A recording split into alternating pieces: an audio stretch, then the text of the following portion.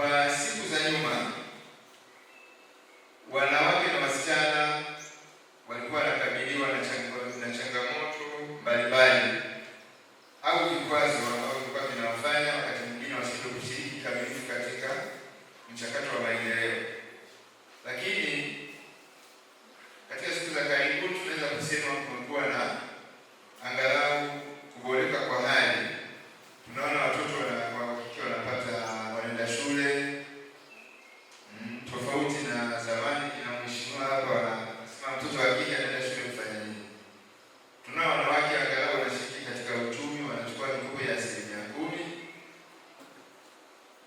Lakini pamoja na ahueni hizo ambazo zimejitokeza, bado kuna vikwazo au kuna changamoto ambazo tunahitaji kuzifanyia kazi. Kwa hiyo msingi mkubwa hii mada ya utangulizi ni huu, kwamba tunaangalia tulipotoka kuhusiana na haki za wanawake na wasichana, tulipo sasa hivi hadi ikoje, na tunapoenda kukoje, na tunafikaje huko. Labda niseme tu kwamba kimsingi dira yetu ya 2050 inalenga Tanzania yenye uchumi imara, jamii yenye ustawi na mifumo thabiti ya utawala na maadili. Lakini pamoja na hivyo, msingi wake mkuu ni ushiriki sawa wa rasilimali watu, kwa maana ya wanawake wakiwa ni zaidi ya nusu ya nguvu kazi ya taifa. Kwa hiyo tunapoelekea tunazungumzia malengo ya dira yetu ya 2050, kwamba leo tuko mwaka 2026. Tutakapofika 2050 tutarajie Tanzania ya namna gani?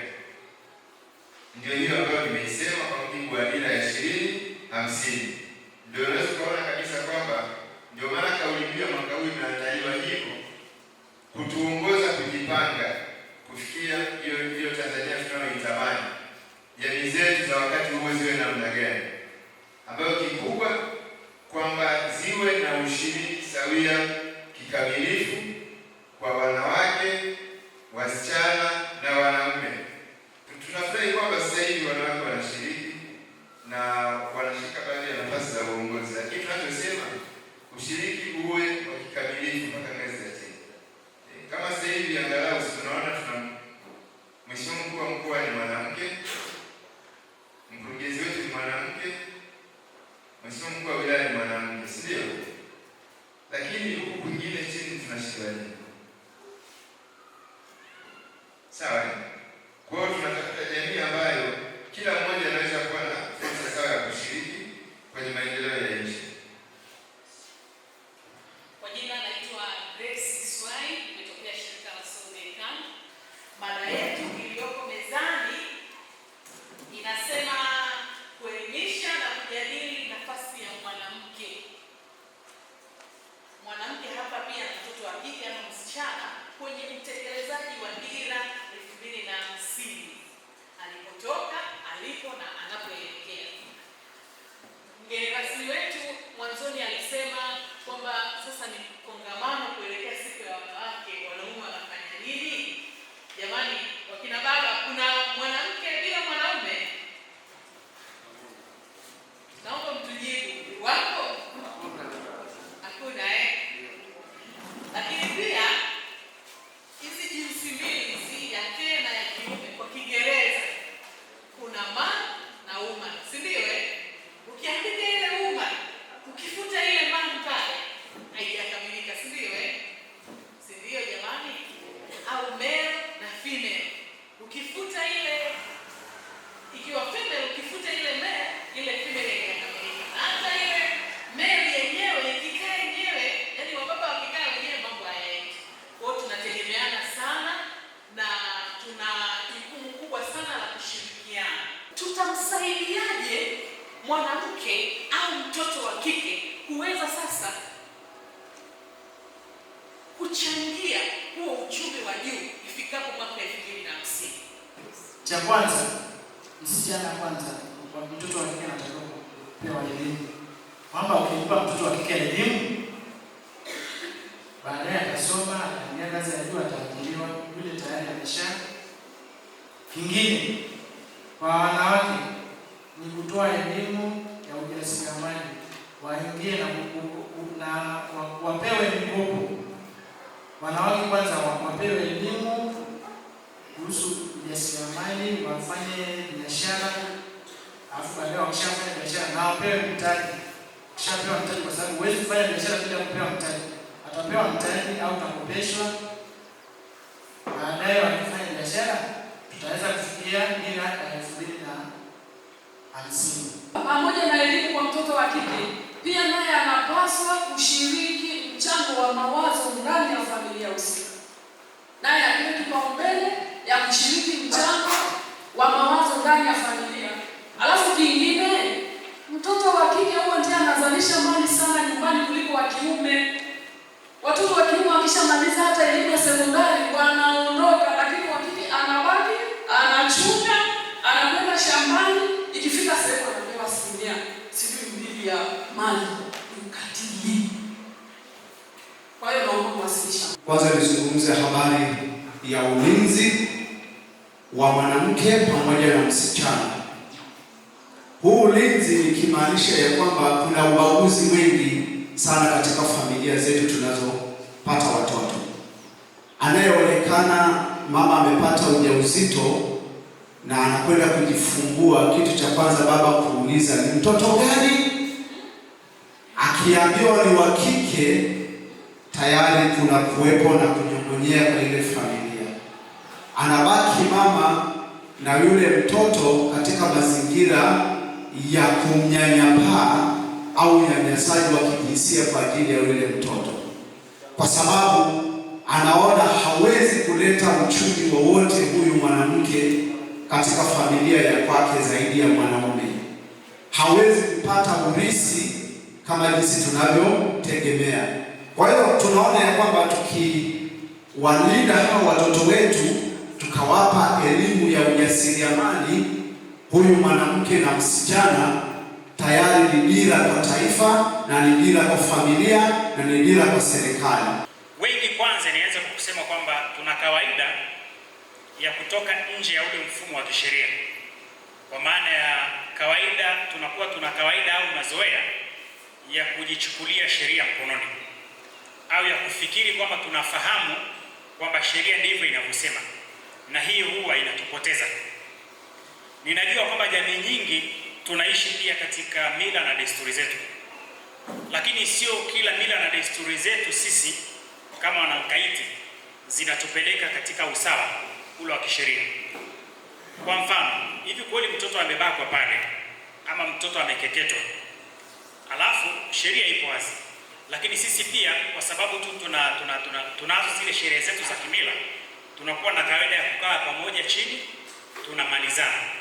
Wakati huo mtoto amekeketwa au wakati huo mtoto amebakwa ama mtoto amelawitiwa, nyie mkapeana labda dume, labda mkapoozana, mkapeana fedha, ninyi watu wazima, ninyi ndio mnakuwa mmemalizana. Lakini kuna madhara kwa yule mtoto wa kike aliyetendewa vile, ambayo madhara hayataweza kuponeshwa na huyo dume ama na yale mazungumzo ya kifamilia. Hapo sasa ndipo tunapoona madhara yatakayokuja kujitokeza baadaye kwa yule mtoto, kwa sababu sisi tumetoka nje ya ule mfumo rasmi wa kisheria. Lakini kumbe tukiwa na kawaida ya kufuata mfumo wa kawaida wa kisheria katika utatuzi ama katika kutafuta nafuu zozote za kisheria, inaweza hata ikaleta unafuu kidogo kwa yule mtoto aliyetendewa kitendo cha ukatili, ama ikaleta unafuu kwa yule mwanamke aliyetendewa vitendo vyote vya ukatili. Kwa hiyo tunapozungumzia usawa, haki sawa kwa wanawake na wasichana, tunazungumzia swala zima la maendeleo jumuishi, kwamba kwa sababu makundi haya katika majadiliano ambayo tumekubaliana kwamba yalikuwa yanakabiliana na vikwazo kutokana na mila na desturi na changamoto zingine vilivyokuwa vinafanya wasishiriki katika maendeleo. Kwa hiyo serikali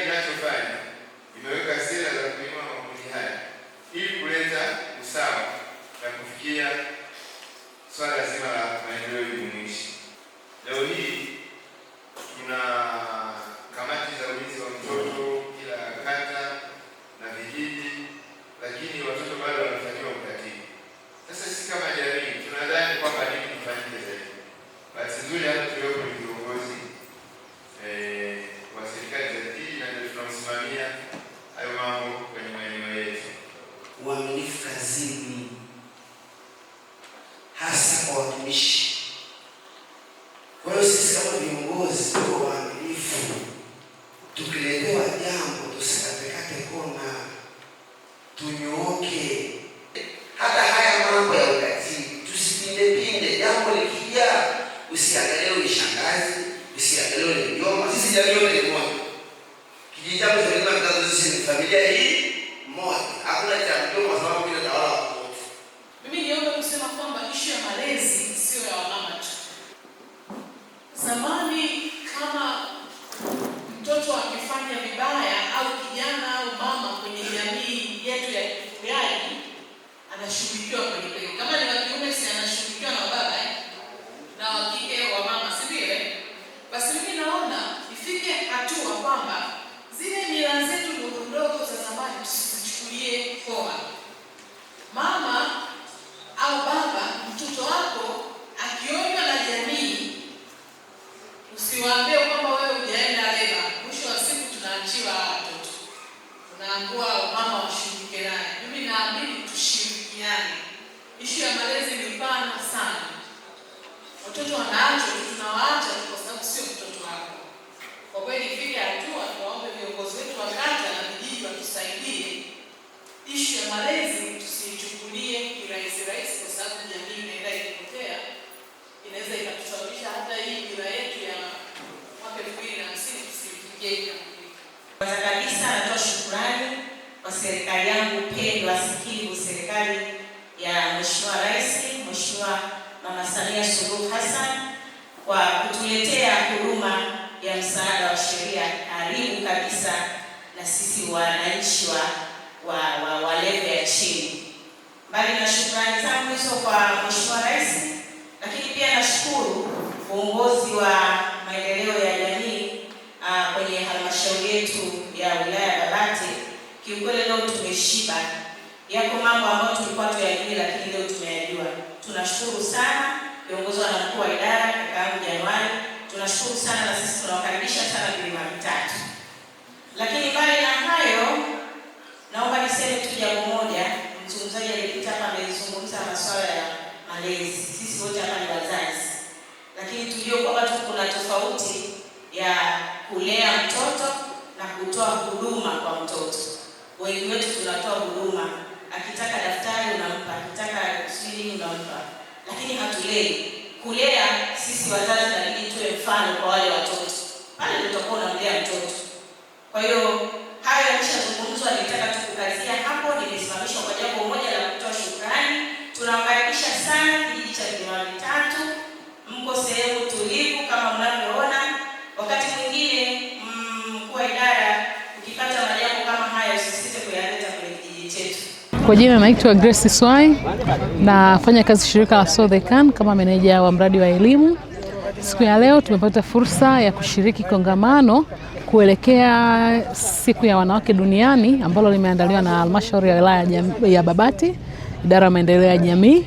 Na kwenye kongamano hili tulishiriki kama watoa mada ambayo tulijadili sisi ni nafasi ya mwanamke kuelekea dira ya taifa mwaka 2050, kuhamasisha mwanamke tulipotoka, tulipo na tunapoelekea. Mwanamke atakuwa na mchango gani kuelekea dira hiyo na nini kifanyike sasa ili kuhakikisha malengo ya taifa ya uchumi wa juu yanafikiwa, na hasa kwa upande wa mwanamke ama mtoto wa kike anachangia dira hiyo ya taifa mwaka 2050. Jamii imeamka, imehamasika, wanauelewa, wanahamasisha sana kipengele cha elimu kwa mtoto wa kike, lakini vile wanahamasisha ulinzi kwa mtoto wa kike. Zaidi ya hayo, wamezungumzia swala zima la malezi, wakiona kwamba malezi yana mchango mkubwa sana kuhakikisha kwamba malengo yanafikiwa.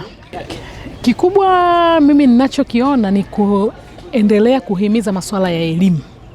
Elimu ya darasani, nikimaanisha formal education, lakini hata informal na non-formal education zizingatiwe kwa sababu zina mchango mkubwa sana wa kuinua ama kufanya malezi kuwa bora.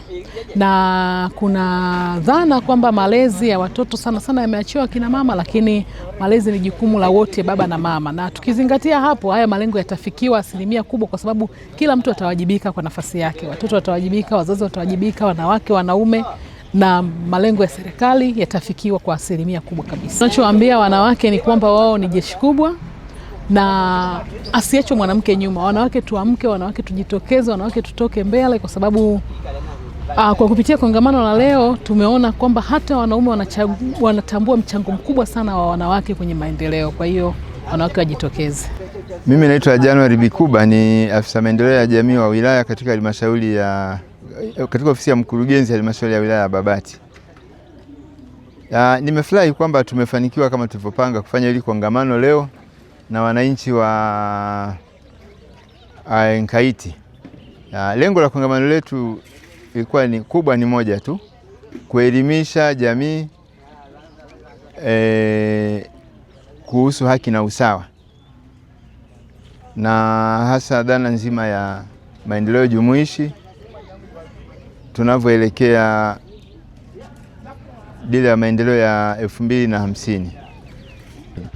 Kwa hiyo mada zililenga kuwafahamisha wananchi kuhusu fursa mbalimbali za uwezeshaji kiuchumi, hasa wanawake, lakini pia masuala ya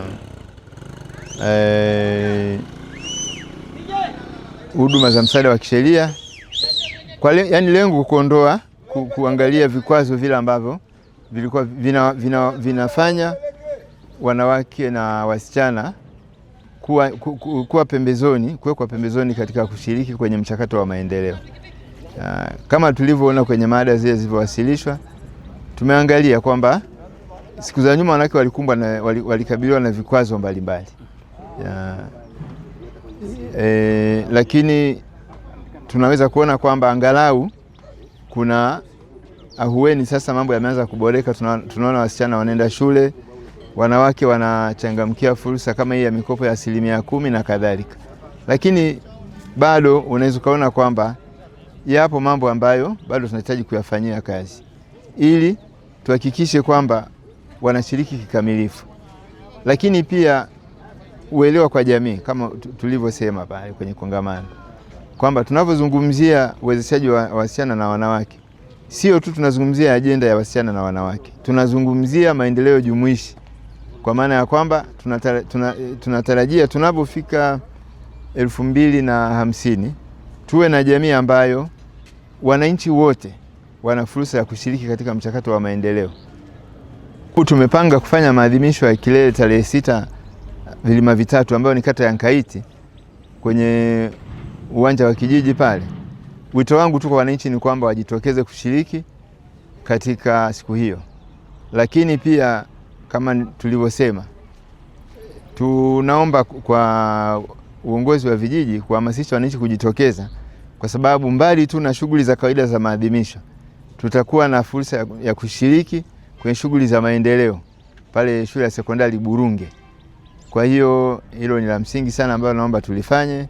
Jingine pia nafikiri nimelikumbusha hata pale ukumbini kwenye kongamano, kwamba maonyesho haya, maadhimisho haya pia tumeona iwe fursa kwa vikundi vya wajasiriamali kuonyesha shughuli wanazozifanya na kutafuta soko. Kwa hiyo wito wangu ni kwamba wale wote wajasiriamali wadogo ambao wana shughuli zao wanazofanya watumie fursa hii kuonyesha huduma zao na bidhaa zao ili kujipatia soko. Na kwa sababu nafahamu Nkaiti kuna vikundi vingi tumewakopesha fedha kupitia 10%, wanatekeleza miradi yao mbalimbali. Kuna miradi ya ususi, kuna biashara na kadhalika. Basi shughuli zao wazionyeshe siku hiyo tuweze kufanya vizuri na wapate fursa.